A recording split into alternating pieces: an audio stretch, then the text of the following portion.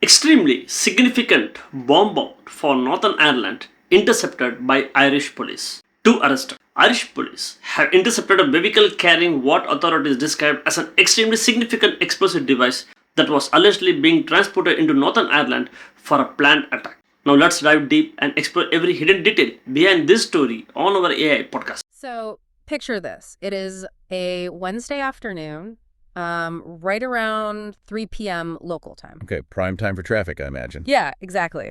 And you are standing on the side of the N2 road. This is new Carrickmacross in County Monaghan. Right. It's just a typical Irish afternoon, cars rushing past, the sky is overcast, probably threatening rain. As it always does. As it always does, yeah. And you watch this vehicle get pulled over by An Garda Síochána, that's Ireland's national police force. Right. And from a distance, it looks like the most mundane thing in the world. You'd think someone was speeding or maybe they had a lapsed registration, Just a standard traffic stop. Exactly. So the officers approach the driver, and it's a woman in her 20s. But this is not a routine traffic stop for a broken taillight. Not even close. No. This exact moment on the asphalt, it is the climax of this massive, high-stakes, unseen operation. Oh, wow. Because inside that vehicle is a fully assembled military-grade bomb, and it's bound for Northern Ireland. That is just terrifying to think about. Right. The officers standing on that roadside, they didn't just write a ticket. They stopped a targeted, devastating attack right in its tracks. It fundamentally changes how you look at the vehicles passing you on the highway, doesn't it? Oh, absolutely. A quiet Wednesday afternoon instantly transformed into this massive counterterrorism victory. And today, we are looking at the intelligence reports, the official statements, and the historical data surrounding this exact traffic stop. Welcome to our deep dive, by the way. Yes, welcome. And the goal of this deep dive is to figure out how a fully assembled bomb ended up on a quiet Irish road decades after a historic peace agreement was supposed to end this kind of violence. Right, because that's the real shocker here. Exactly. So we're going to examine the terrifying mechanics of the weapon itself, how the authorities managed to intercept it, and why the shadows of the past are, still dictating the security reality of the present. Okay, let's unpack this, because that traffic stop on the N2 is really where we have to start. Yeah, it sets the whole stage. It does. The location and the people involved tell a huge part of the story. Like I said, we are in County Monaghan, which sits right against the border with Northern Ireland. Very close to the border, yeah. Right. So the Gardaí pull the car over, and they immediately arrest the female driver at the scene. And then later, they arrest a man in his 40s as part of the exact same investigation. Right, tying the network together. Exactly. Now, the official statements, they make a massive point of calling this an intelligence-led operation. Yes, they do. And I hear that phrase thrown around a lot in the news. It's usually like a buzzword, right? But what does it actually mean in practice? I imagine it means they didn't just, stumble onto this device during a random sobriety checkpoint. Oh, far from it. What's fascinating here is that when law enforcement officially designates a seizure as an intelligence-led operation, they're basically telling you to look at the systemic effort, not just the physical arrest. Okay, so like a bigger picture thing. Right. Think of a nation's security apparatus like an immune system. The traffic stop you see on the N2, the police cars, the flashing lights. That is just the white blood cell attacking the threat. I like that analogy. Yeah, but that response, it's completely blind without a vast, invisible network of receptors identifying the pathogen days or even weeks in advance. So they knew this was coming. Exactly. We are talking about human informants, wiretaps, electronic surveillance, monitoring known associates, all of it. Wow. To execute a stop like this, the Gardaí had to know who this woman in her 20s was, what she was allegedly carrying, and the specific route she was taking. I have to admit, that raises a pretty glaring operational question for me. Oh, yeah? What's that? Well, if the authorities have this incredible invisible network of receptors, right? If they know a bomb is being built and they know who is moving it, why let her get into the car at all? Why not just kick the door down at the safe house where the device was being stored? Allowing a live bomb onto a public highway? That seems incredibly risky. It is. It is the ultimate tightrope walk of counterterrorism, really. It comes down to mapping the network versus neutralizing the immediate threat. Okay, so it's a trade-off. Exactly. Yeah. If you kick the door down at the safe house, you arrest the bomb maker, and you seize the device. That is a win, obviously. Sure. But you don't know who the intended recipient was, or who the courier network is. You just get the one guy. Right. You chop off a branch, but leave the root. Perfectly said. By letting the vehicle move, under heavy surveillance, investigators can potentially identify the entire chain of command. But, as you pointed out, they are tracking a live explosive through civilian areas. Which is terrifying. It is. So the moment the risk to the public outweighs the intelligence value, Right. they have to collapse the net. And the geography here really forced their hand, didn't it? Yes, it did. Because they stopped her near Carrickmacross, which is just minutes from the border. So they let the pieces move on the board just enough to catch her red-handed as a courier, but they absolutely could not let that vehicle cross into Northern Ireland. Precisely. And that's because of the jurisdictional nightmare that follows. Right, the border. The border between the Republic of Ireland and Northern Ireland, it is virtually invisible to the naked eye. You can drive right across it without noticing. Yeah, just fields and roads. But to a police badge, it is a solid brick wall. An Irish Garda officer has no jurisdiction in Northern Ireland. And vice versa, I assume. Exactly. Just as the Police Service of Northern Ireland, the PSNI, they have no authority in the Republic. So if the Gardaí wait too long and that car crosses the invisible line, they lose operational control. Oh, wow. So they'd have to just hand it off. They'd have to initiate an emergency handoff to the PSNI. Yeah. And that relies on radio relays and, different rules of engagement. It's messy. So by stopping her in County Monaghan, they avoid all that. Yes. The Gardaí maintained total legal and tactical control of the scene. Which brings us to the scene itself and what they actually found when they looked inside that vehicle. Right. The device. Yeah. Garda Commissioner Justin Kelly came out shortly after the incident, and he described this seizure with two very carefully chosen words. He called it extremely significant. And he didn't use those words lightly. No, he was very firm in clarifying that they didn't just find, fertilizer or loose wires. They found a fully operational, fully assembled explosive device. And in the incredibly cautious world of law enforcement communications, calling a seizure extremely significant is basically a siren going off. Really? Yes. It is an acknowledgement of imminent catastrophe. And that distinction between bomb-making components and a fully assembled device, it just cannot be overstated. Here's where it gets really interesting, because I was trying to wrap my head around why that distinction is so vital from a legal standpoint. Okay. And I keep coming back to a baking analogy. I love a good analogy. Go ahead. Okay, so it is essentially the difference between catching someone buying bags of flour, sugar, and baking soda versus catching them holding a fully baked poisoned cake. Oh, that's good. Yeah. Right. If someone just has the ingredients in their trunk, you have to work backwards to prove intent in a courtroom. Like maybe they have a legitimate agricultural or industrial excuse. Yeah, fertilizer is used on farms every day. Exactly. But when the cake is fully baked and frosted, the intent is undeniable. The decision to do harm has already been made. That analogy perfectly captures the leap in threat level. With a fully assembled device, you are no longer dealing with preparation. You are dealing with execution. The trigger is just waiting to be pulled. Literally. And we need to dissect what this specific poisoned cake actually consisted of. Because it wasn't just a pipe bomb. No, not at all. According to reports from the Irish broadcaster Arte, police sources indicated this device had three main components: a power unit, a detonator, and military-grade explosives. Okay, let's break that down, because I hear power unit and detonator, and I just assume that's like a 9-volt battery and a spark. Right, the Hollywood version. Yeah. But combining that with military-grade explosives changes the math completely. Is the primary danger here the stability of the explosive or the fact that they managed to acquire it in the first place? Well, it is really the lethal combination of both. To understand the threat, you have to look at how military-grade explosives actually function. Okay. Unlike homemade mixtures, like ANFO, which uses fertilizer, those can be volatile. But military explosives such as Semtex or RDX, they are highly stable. Stable meaning they won't just blow up on their own. Exactly. You can drop them, burn them, or hit them with a hammer, and they will not explode. Wait, really? You can hit them with a hammer? Yes. Yeah. They require a massive, localized shock wave to undergo detonation. And that is exactly what the detonator does. The power unit provides the precise electrical charge to fire that detonator. Oh, I see. So the stability is actually what makes it a reliable weapon for a terrorist. Like, it's not going to accidentally blow up when the car hits a pothole on the N2. Exactly. It guarantees the bomb will only detonate exactly when the operator wants it to. Furthermore, military-grade explosives are designed for maximum brisance. Brisance? What is that? Brisance is the shattering capability of the explosion. Okay. So homemade bombs tend to heave, or like push outward, but military explosives instantly shatter steel, armor, and concrete. They tear through modern vehicle plating like it's paper.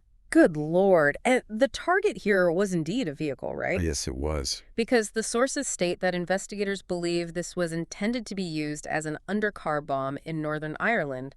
How did those actually work in practice? So an undercar bomb, which is often referred to as a booby trap bomb, is a weapon of targeted assassination. So not a random public attack. No, no. It is not designed to be left in a crowded public square for mass casualties. It is typically attached to the underside of a specific individual's vehicle. Who are they usually targeting? Usually a police officer, a soldier, or a prominent politician. And they attach it using heavy magnets. The trigger mechanisms are, frankly, insidious. They often use what's called a mercury tilt switch. Okay, meaning the movement of the car itself becomes the trigger? Yes. A small glass tube contains a tiny bead of liquid mercury. Oh, wow. So when the targeted individual gets into their car and drives off the curb or goes up a steep incline, the angle of the car changes. And the mercury moves. The mercury rolls down the tube, completes an electrical circuit between two wires, fires the detonator, and initiates that military explosive position directly beneath the driver's seat. That is absolutely chilling. It is a highly sophisticated, deeply personal method of killing. And it really highlights a major contradiction here, because building a device with this level of stability, using tilt switches and military-grade bracers, that requires a very specific supply chain. Oh, absolutely. And Yep. deeply entrenched institutional knowledge. Right. You do not learn how to wire a mercury switch to Semtex by watching a tutorial on the internet. No, you don't. This isn't just a lone wolf operating out of a basement. This is a highly organized network. But, I mean, we both know the Provisional IRA formally disarmed and ended their campaign nearly 20 years ago. They did. So whose network is this? Who is still building these things? So the authorities attribute this plot to what they call radicalized Republicans, which are more commonly known as dissident Republicans. Okay. Assuming you are familiar with the 1998 Good Friday Agreement, right? The historic treaty that largely brought an end to decades of conflict in Northern Ireland. You're right. The end of the Troubles. Yes. But it is crucial to understand that peace processes are rarely unanimous. People always hold out. Exactly. Huh. The Provisional IRA, they were the largest paramilitary group, and they did accept the peace. They destroyed their arsenals in 2005. Officially. Officially, yes. But small splinter factions viewed the treaty not as a victory, but as a total betrayal of the ultimate goal of a united Ireland. It's just so easy for you and I to look at a historic treaty like the 98 Agreement and think of it as a clean break. Right, like a neat bow on top. Exactly, a final chapter in a history book. But this incident just proves that history rarely has clean edges, doesn't it? No, it doesn't. And if we connect this to the bigger picture, you start to see how dangerous that messy history is. Yeah. Because while the majority of the population moved forward, these factions essentially froze themselves in time. But that raises a massive logistical question for me. Sure. If the main arsenals were decommissioned by independent international observers back in 2005, how are dissident groups like the Continuity IRA or the New IRA getting their hands on military-grade explosives today, like right now? Well, it comes down to hidden caches and new illicit supply chains. Ah, so they hid some stuff. Yes. When the Provisional IRA disarmed, there were rumors and intelligence suggesting that hardliners siphoned off a fraction of the weaponry. Wow. This includes Semtech that was originally smuggled from Libya in the 1980s, and they buried it in secret bunkers across the Republic of Ireland before the inspectors could count it. So this is 40-year-old explosive material. Some of it, yes. Semtex has an incredibly long shelf life. Additionally, modern dissident groups have been known to form alliances with organized crime syndicates in mainland Europe. To buy new stuff. Exactly. To purchase new weapons on the black market. They inherited the old smuggling routes that crisscrossed the Irish border and just adapted them for modern use. It really forces you to reevaluate the narrative of modern history. We tend to look at the Good Friday Agreement as this moment where the ink dries and everyone just goes home. It's comforting to think that way. It is. But this interception proves that the infrastructure of violence wasn't entirely dismantled. It was just hijacked by a smaller, more extreme subset of individuals. And that is the defining challenge for security agencies today. Because they're still dealing with the fallout. Right. Groups like the New IRA are considerably smaller than the paramilitaries of the 1970s and 80s. They completely lack the sheer manpower to wage a sustained guerrilla war. But they can still do damage. As this traffic stop demonstrates, they retain the lethal capability to execute highly sophisticated, localized attacks. Yeah. They use improvised explosive devices, firearms, and mortar bombs to target security forces.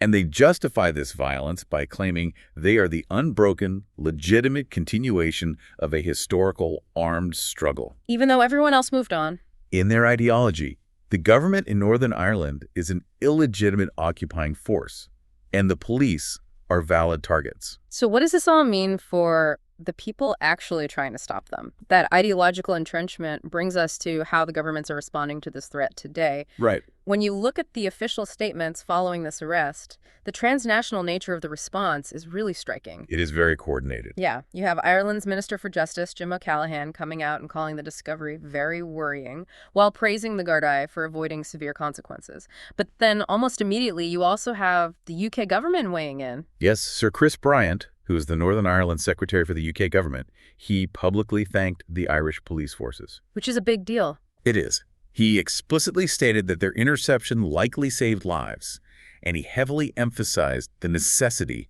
of close security cooperation between the Republic of Ireland and Northern Ireland. So you have top officials from two different sovereign nations issuing coordinated statements about one traffic stop in County Monaghan. Exactly. It sounds like law enforcement is playing a high-stakes zone defense, you know?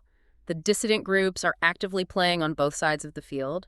They're building a bomb in the Republic of Ireland where they might feel they have more cover to deploy it in Northern Ireland. That's precisely the tactic. How do these two separate jurisdictions actually manage to share their playbooks so seamlessly across a hard legal border? Well, this raises an important question about invisible infrastructure. It requires a massive, synchronized effort that the public rarely ever sees. Okay. Remember the invisible wall we discussed earlier? Right, the jurisdictional boundary. Dissident Republicans exploit that boundary as a shield. They know they can plan logistics in the south to attack the north. Which is incredibly frustrating for police. Very. So to pierce that shield, intelligence agencies have to operate in near real-time lockstep. You have MI5, the UK's domestic intelligence agency, operating in Northern Ireland alongside the PSNI. Okay. And they are in constant encrypted communication with the Garda National Crime and Security Intelligence Service down the Republic. So they essentially have to hand off targets at the borderline without ever dropping the baton. Exactly. Imagine a suspect vehicle is driving north toward the border. Garda surveillance teams are tracking it, but they can't cross. Right. So they're feeding live GPS data, visual descriptions, and threat assessments to PSNI units waiting just out of sight on the northern side. Wow. And if they mess up? If the intelligence sharing lags by even 5 minutes, the vehicle slips into a rural farm road, disappears into a barn, and the bomb is planted on a police officer's car that night. That's an insanely small margin for error. It is.